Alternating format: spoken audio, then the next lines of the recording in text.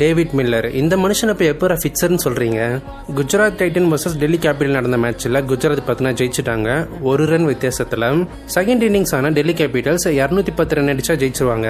ஆரம்பத்தில் விளையாட எல்லா பிளேஸ்மே பார்த்தீங்கன்னா நல்லா தான் விளையாடினாங்க. முக்கியமா டேவிட் மில்லர் ஃபீல்டிங் பண்ணும்போது அவர் கையில பார்த்தீங்கன்னா இன்ஜூரி ஆயிடுச்சு. பேட்டிங் அவரால் சரியா பண்ண முடியல, அதனால ரிட்டையர்ட் ஆயிட்டாரு. கடைசியில் வேற ஆப்ஷனே இல்லைனால மறுபடியும் கிரவுண்டுக்குள்ள வந்து அவரோட டீமுக்காக ரொம்ப முயற்சி பண்ணாரு. அவரோட கையில அடிபட்டு இருந்தாலும் கடைசி வரைக்கும் பார்த்தோன்னா போராடினாரு. எல்லாரும் இவரை ஃபிக்சர்னு சொல்ல ஆரம்பிச்சிட்டாங்க.